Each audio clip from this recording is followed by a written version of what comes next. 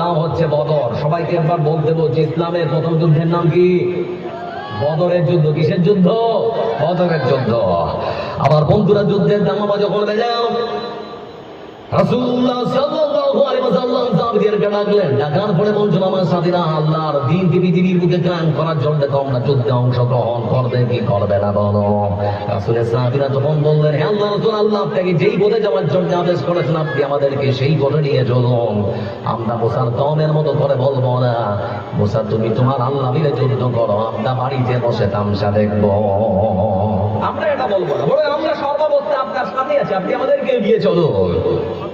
আমার বন্ধুরা, যুদ্ধের জন্য প্রস্তুতি নেওয়া হল।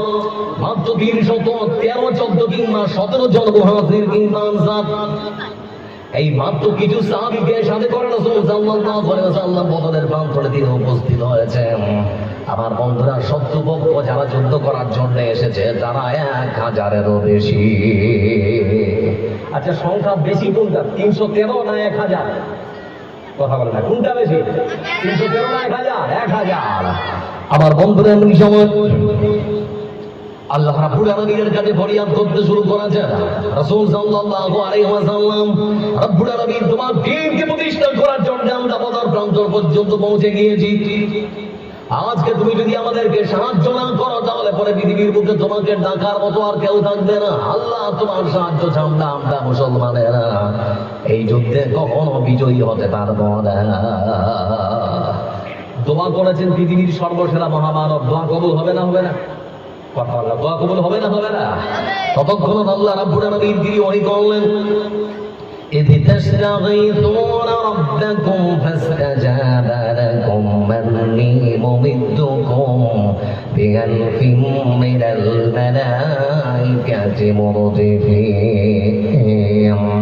আল্লাহ রাব্বুল আলামিন তিনি বললেন, হে রাসূল, আপনি বদরের ওই সমস্ত সাহাবীদেরকে ঘোষণা করে দিন, যদি তারা সত্যি আমার দ্বীনকে পৃথিবীর বুকে প্রতিষ্ঠা করার জন্য যুদ্ধে অংশগ্রহণ করে থাকে, আমি আল্লাহ রাব্বুল আলামিন আমার পক্ষ থেকে আকাশ থেকে 1000 ফেরেশতা পাঠিয়ে সাহায্য করব। আচ্ছা, আল্লাহর ফেরেশতা একটা আসলেই সব শেষ নাকি? কিন্তু আসবে কত? 1000। আমার বন্ধু রাসূল সাল্লাল্লাহু আলাইহি ওয়াসাল্লাম তিনি ঘোষণা করলেন, সাথীরা চিন্তা নেই, আল্লাহ 1000 ফেরেশতা পাঠাবেন বলে ওয়াদা করেছেন। রাসূল সাল্লাল্লাহু আলাইহি ওয়াসাল্লাম ঘোষণা করার পরে সাহাবীরা যখন শুনলো, তারা তখন একে অপরকে গল্প করছে, জানিস যে আল্লাহ সাহায্য করবেন 1000 ফেরেশতা দিয়ে। ওরা যে কথাটা বলেছে আল্লাহ ওটাও কোরআনে সুন্দর করে তুলে ধরেছেন। কোরআন কারীমের ভাষায় আল্লাহ রাব্বুল আলামিন তিনি বলেন, إذ تقولوا للمؤمنين ألن يكفيكم أن يمدكم ربكم ب3,000 من الملائكة منزلين। আল্লাহ রাব্বুল আলামিন তিনি বললেন, হে রাসূল, আপনি যখন এই সুসংবাদ আপনার সাথীদেরকে দিয়েছিলেন তখন তারা গল্প করছিল আল্লাহ সাহায্য আসবে, তাদেরকে আপনি আরো বলে দিন, সত্যি যদি তারা আমার দ্বীনকে পৃথিবীর মুখে প্রতিষ্ঠার জন্য বদরের প্রান্তরে তারা যুদ্ধ করতে আসতে পারে, তাহলে পরে আমি আল্লাহ রাব্বুল আলামিন তাদেরকে 3000 ফেরেশতা দিয়ে নয়, আমি আল্লাহ রাব্বুল আলামিন 1000 ফেরেশতা দিয়ে নয়, বরং তাদেরকে আমি আল্লাহ 3000 ফেরেশতা দিয়ে সাহায্য করব। প্রথমত অঙ্গীকার ছিল 1000, এবার ফেরেশতা আসবে কত? কথা বলেন, এবার আসবে কত? 3000। তারপরে আবার আল্লাহ রাব্বুল আলামিন বলছেন, বালা ইন তাসবিরু ওয়া তাত্তাকু ওয়া ইয়াতুকুম মিন ফাওরিহিম হাযা ইউমদিদুকুম রাব্বুকুম ب5,000 মিনাল মালাইকাতি মুসাওবিমিন। আল্লাহ রাব্বুল আলামিন তিনি বললেন, বালা অবশ্যই তোমরা যদি সবর অবলম্বন করতে পারো আর সবর অবলম্বন করতে পারো, ধৈর্য ধারণ করতে পারো, তাহলে করে তোমরা শুনে নাও, এ বদরের মাঠে মুজাহিদ তোমরা যারা যুদ্ধ করার জন্য এসেছো, আমি আল্লাহ রাব্বুল আলামিন তোমাদেরকে সাহায্য করার জন্য 1000 ফেরেশতা নয়, 3000 ফেরেশতা নয়, বরং আমি আল্লাহ তোমাদেরকে 5000 ফেরেশতা দিয়ে সাহায্য করব। ছিল 1, তারপরে 3, তারপরে 5। আচ্ছা বলুন তো, এবার মুসলমানেরা হারবে না জিতবে? হারবে না জিতবে?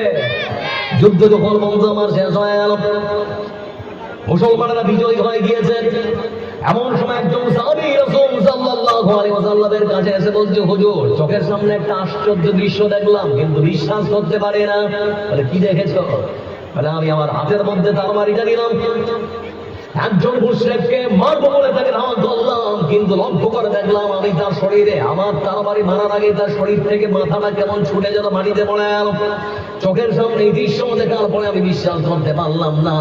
হে আল্লাহর রাসূল, আপনার কাছে জানতে চাচ্ছি, আমি তাকে মারলাম না, মারলো কে? কিভাবে তার শরীর থেকে মাথাটা আলাদা হলো?